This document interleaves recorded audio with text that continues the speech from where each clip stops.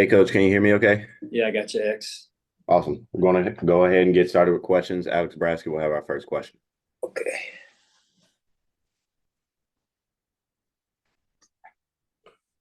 Hey, Coach. Hope you got some sleep last night. There's a report out there concerning Terrel Bernard's injury.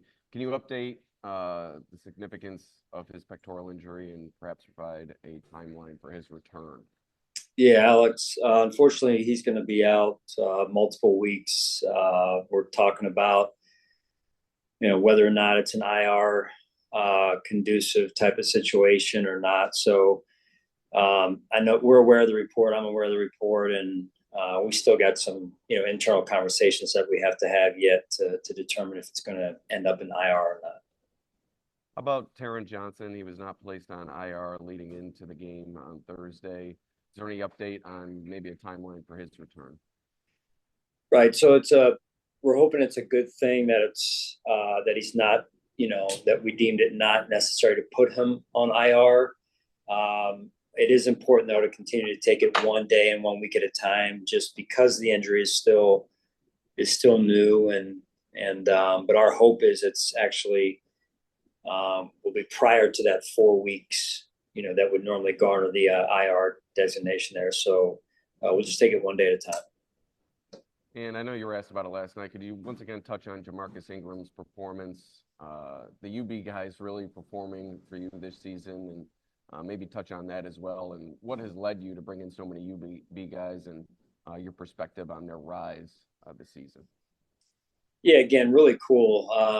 It's not often that you're able to get some local guys, right? And so we're fortunate that we have UB and Coach Lembo and what he's doing over there, and the way that it's really come to fruition, quite honestly, I think is our rookie tryout day, right? So you're able to our local pro day, I should say. It starts really with that, when, as the proximity to an NFL facility, we're able to get those players over here and take a look at, guys that may not normally get a look. And so, that's how we were able to discover J Mark and Joe, and then they get then invited to the rookie tryout camp. And they do their thing, and so they both stood out, and then the process really started from there.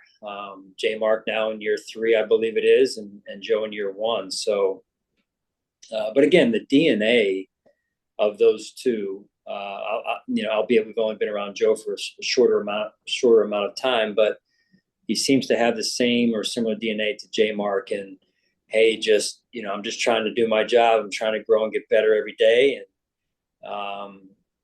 never making it about himself or themselves, and just focused on improving every day, and willing to work, and willing to put in the time. So it's refreshing. It's great to see it. I'm extremely happy for both of those guys. All right, thank you for your time. Sure.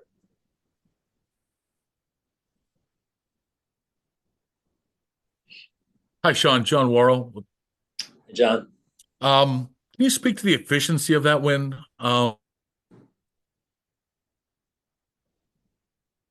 you froze up here, John. I got you on the efficiency piece. I'll answer that.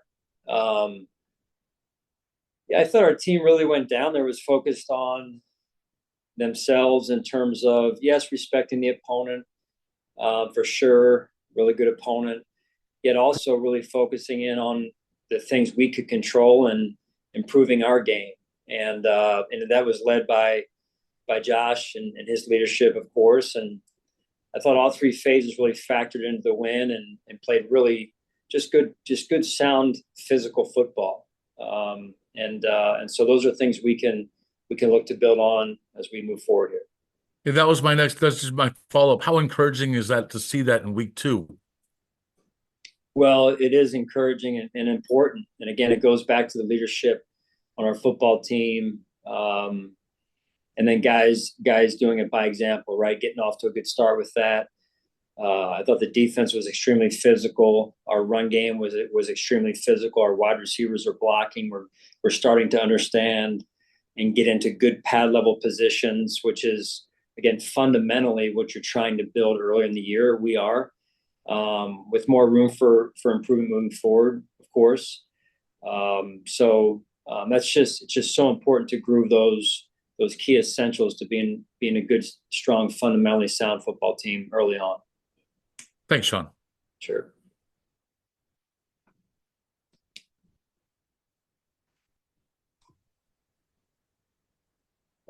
That's it.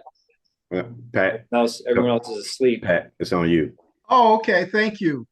Coach, congratulations on a very impressive win last night. I want to ask you, right after the press conference, you said you had to go take a shower and go to work. And I also noticed that the players immediately began their recovery process. How important is that on a short week? Well, that's huge. Our training staff, our sports science staff, strength and conditioning had a great plan, being proactive and working ahead and laying out the vision for, the minute after the Arizona game, that what those next hours, I would call it, were to look like. And then the schedule we put together to keep the players as fresh as possible. I thought that was on display last night, and the players and the coaches did the rest, really. Excuse me, sir. Are you going to the other terminal? That was Are you going back to the airport? Yeah. Okay, thank you. Such is the life of Zoom, right? Oh, yeah. I wanted to ask you too, real quick, Coach. Has there been any discussion on the updating of the lights in Highmark Stadium? They still are the old-fashioned lights that emit a lot of glare. And as I've traveled around the country, I've noticed that they have the lights that cut down on the glare. And I know if you get a pass, if you remember that pass that I thought was Josh Allen's best pass that I've ever seen him throw last year in the playoff game, I thought it got caught up in the lights with a receiver running full speed. Has there been any discussion about that? No, I mean, I would appreciate it maybe because the glare off the top of my head might go down a little bit, right? No, I'm not aware. The people in charge of that, I'm sure they're on top of it and doing what they can to make it as good as possible. So I'll just leave it at that. All right. Thank you, and congratulations on a great win. Thank you very much. Appreciate it. Hey, Sean, how are you? Good. How you doing, Matt? Good, thank you. I know you were asked a little bit about Jamarcus earlier, but I wanted to know just how encouraging is it and how impressive is it on his end to be able to carry over? He was somebody who flashed in training camp, and now he's making a play at the end of the Cardinals game and then having such a big night yesterday. I mean, what has his development been like the last couple months? It seems like he's really kind of ascended. He has, and again, it's to develop. It really starts with oneself. You've got to be willing to put in the time. You've got to be willing to have the discipline to remain consistent with that time and those habits. And he has done that. He has displayed that from day one. I know he had a great off season when he was away from us, and he had a good plan that he executed, and I think that's helped as well. And then confidence that comes from having some success, right? Confidence that comes from just some of those small wins, and that goes a long way. We're talking about pro ball players, I know, but they're human, and confidence is important. And sometimes, even the little increases in confidence go a long way. For Terrell and Matt to not be out there, you end up having Dorian and Balin play a significant amount of snaps yesterday. Just overall, how do you think that they did? I thought they played really physical. I thought our whole defense played really physical as well. And again, important for us as we develop our brand of football early in the year here, defensively, but also as a team. offensively and special teams. So both of those two, I think, were really involved in, I felt like really involved in both the run and the pass game and helping lead our defense. I thought our defensive front, along with those two linebackers and Cam were very physical and very active all night. Cool. Thank you, Sean. Appreciate it. Sure. Yeah. Coach Mookie Harkins, Waco Sports 1080. How you doing? What's up, Mook? Got a game tonight? Yeah, we got a game tonight. We play Amherst tonight, and then I double up. I double dip tomorrow with my 12U. We play Cheek to Wagga there. I got a yeah, you met the guys already. So yeah, I'm double dipping right now, Coach. But man, this is the first time I can say in a long time that you went down to Miami and it actually felt like a vacation a little bit there for you. But maybe for you it did. It didn't for us. I already know. You had that look. Yeah, I already know what time it is. You was definitely locked in. But Coach, care to talk about locking in the 5 Ps, right? How key was those 5 Ps the way you guys locked in against the top divisional opponent in such a short week time? Give me the 5 Ps. I haven't been in your huddle, so give me the 5 Ps. Come on, Coach. You don't know the 5 Ps? You might owe me one push-up for that one. 5 Ps are proper preparation prevents poor performance, right? So yeah, no, preparations, everything.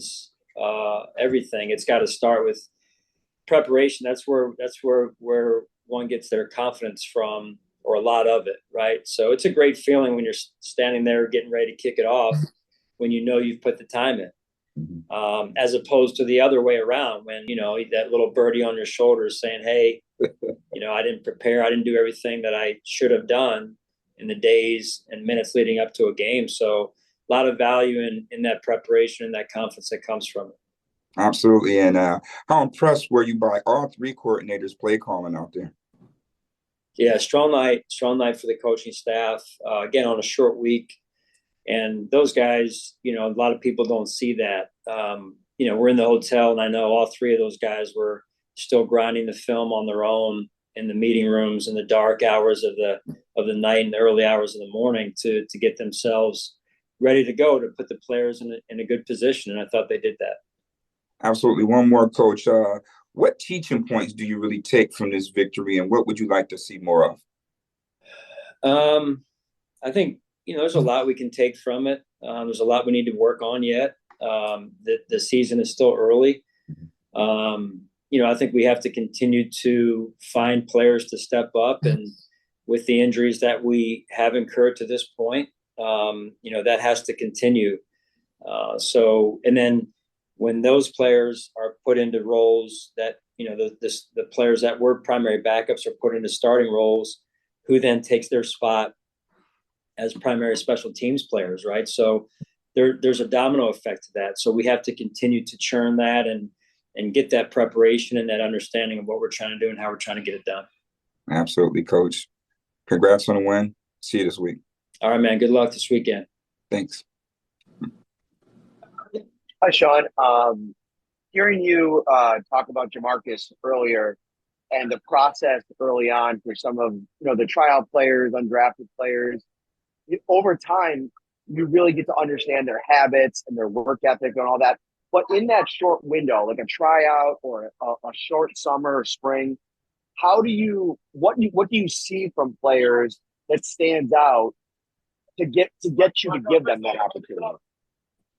Yeah, in those moments, I think just through a coach's lens, you're looking for football attributes, right? You're looking for football instincts. It's easier when you see great speed or great talent. I would say, though, usually a player is in a camp like that because of their football ability. And when I'm saying ability, I'm talking about football ability. Listen, there's a lot of players every year, I believe, that get overlooked because they don't have the blazing fast 40, or they're not high weight speed recruits, if you will. And I think that's one of the biggest, I guess, missteps of a lot of teams, and I feel bad for a lot of those kids out there, that those young men that are football players but get overlooked because they don't have the fastest 40, or they're not the tallest, or jump the highest. I mean, there's a lot of good football players out there, and there's a lot of guys that don't ever even get a chance to go to a tryout camp, because they don't have those numbers. And that's, to me, that's a shame, because there's a lot of good football players that then don't get a chance to play football ever again, all because of their height, weight, and speed. And I know the big talking point this offseason, as you reshape the roster, has been around everybody eats, a team first mentality. But when you look in this locker room for the first 2 weeks, what you learned over the course of the summer, would you say that this group is, I don't know, as bought into that team first mentality as any group that you've had? Not to downplay any groups of the past, but it just seems like walking through the locker room yesterday, almost every player I talked to, of about 15, was talking about just this team first mentality and like playing for their teammates. Yeah, that's huge. You don't take it for granted. We have to sustain that as well, right? And I'm extremely appreciative of the guys and their mindset, and I really believe that starts at the top with Josh. Very unselfish in his approach. You see, I love watching Josh celebrate when his teammates do great things. Watching the film of our offense, James, goes off tackle there and is about to score a touchdown, and you see Josh in the background with his hands up, raised, just extremely happy for James and the offensive line and the wide receivers that are blocking. And same thing when the defense makes a great play. First person usually to celebrate, you see on the sideline, when you watch the reaction of the sideline, is Josh Allen. Special teams are different. So when your top guy, when your best player embodies that, it just has a tremendous amount of influence across the team. Thanks, Sean. Appreciate it. Sure. Hey, Sean, I wanted to ask you specifically about Balin and what you saw when you watched it back from his performance last night. And when he came in, obviously someone who's dealt with a lot of injuries, but then to come in like that, how did he perform overall? Yeah, performed well, very well, Elena. Couldn't have asked for anything more. I'm not sure how many reps he got during the week, and that's kind of the life of a backup player, primary backup for us in this case. And but again, football player, right? And the game makes sense to him. Instincts, physical, and loves to play, right? I mean, loves to compete, and so extremely happy with the way he played. Do you anticipate him kind of staying in that role going forward with Terrell missing time? Yeah, I mean, I would anticipate that. I have not met with the defensive staff and total transparency with you here this afternoon, I guess. So, but that conversation will take place. I don't see why it would not be the case moving forward, but that's where we're at right now. And then I know we talked about it some last night, but this linebacker room, like this offseason already dealt with a lot of injuries, and then to now have Matt and Terrell and like all these guys going down, but like still performing at this level when whoever comes in, like what does it say about this room and, the guys that you have in there from a depth perspective? Well, they take ownership of it. They take responsibility for it, and they take pride in it at the same time. So, man, if I'm Joe, or if I'm Eddie, or if I'm, the next player, I mean, to me, it's a great example for those players that are, further down on the depth chart. Hey, man, that could be me. So I got to make sure I'm ready to go, and I can't wait for my opportunity. When I get it, I'm going to strike just like those guys have. One last thing for me, I'm just curious, the start this offensive line has had, like what has been your overall takeaways for how they've performed through 2 games so far? Yeah, I know we've got 4 of the 5 back from a year ago, and David's moved into that this year. And although I kind of considered him a starter last season, quite honestly, and I think that they're working well together as we've gotten this young season going. And some things came up last night that I know that they want back and want to work on as they head into the week of practice against Jacksonville. Thank you. Sure.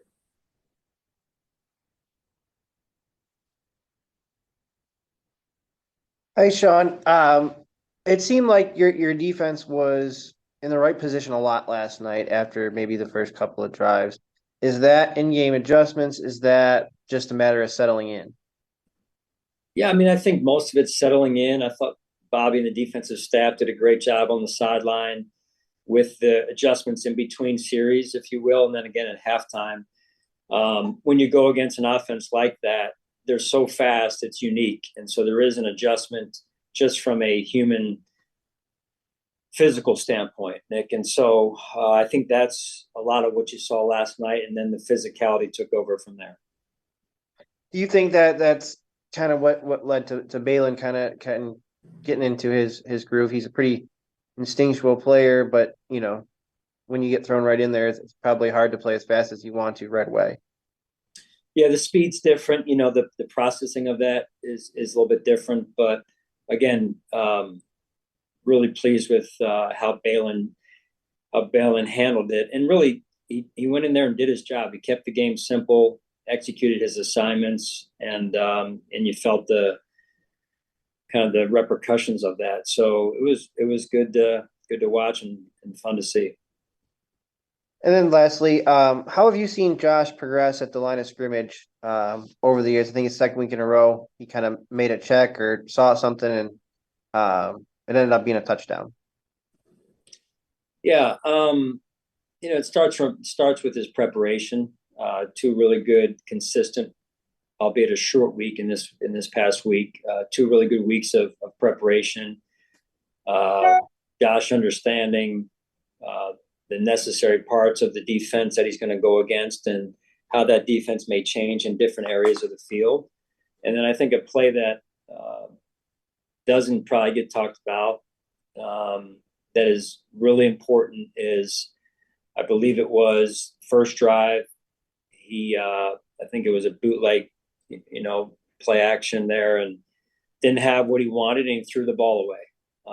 And so we lived to see another down, which led us, I believe, if I'm not mistaken, to that touchdown play. So, that'll get lost in the kind of the minutia, if you will, of the game. But that's a huge play by a quarterback making a great decision there. Thanks. Sure. Excuse me 1 second.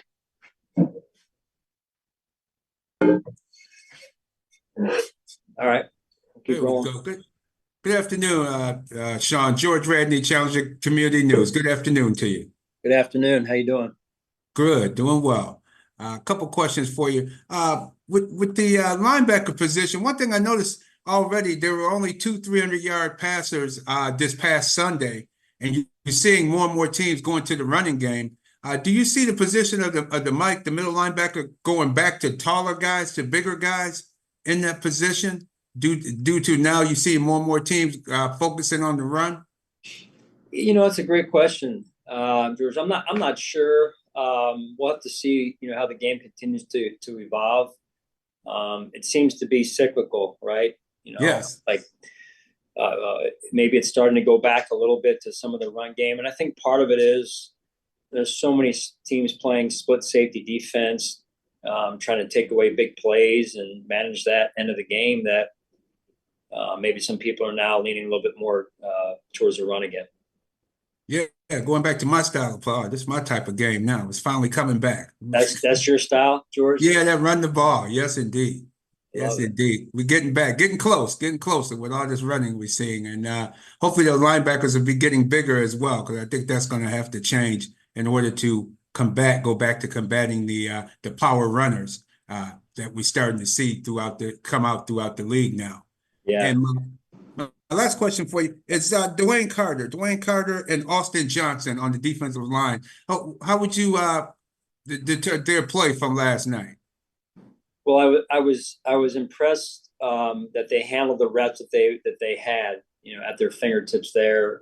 We played 80 plays roughly on defense, so their involvement in the D-line rotation was important for us because of the heat as well. So that was all important. I think they're both growing in our scheme, and I thought Austin was rather active last night, and Dwayne did some good things as well. So we'll continue to work, and their development is going to be huge for us. And last but not, I know that was last but not least, Casey Toohill. I've been trying to watch this guy, and he seems very good against the edge. He's not making the tackles, but it looked like he's making plays that's assisting on the defense. He's a guy that you don't really notice on the tackles, but especially last night, seemed like he held the edge very well. Your comments on his play? Yeah, I would agree. Casey's been a great addition. Tough, smart, team first guy, plays special teams. He's one of those guys that makes a big difference, right? Even though some people may say his role is a small one. That's pretty cool when a guy who has that type of role makes a big difference. And he did last night, playing physical. There was some edge runs that he was stringing out and playing really physical at the point of attack, and gives tremendous effort. So we love having him here. Yeah, I noticed that last night, how you strung those plays out. And now I see why you kept him on the roster. So, hey, thanks a lot, Coach. Good luck next week. All right. Thanks, George. Appreciate it. Thank you for your time, Coach. That's all we have today. All right. Thanks, guys.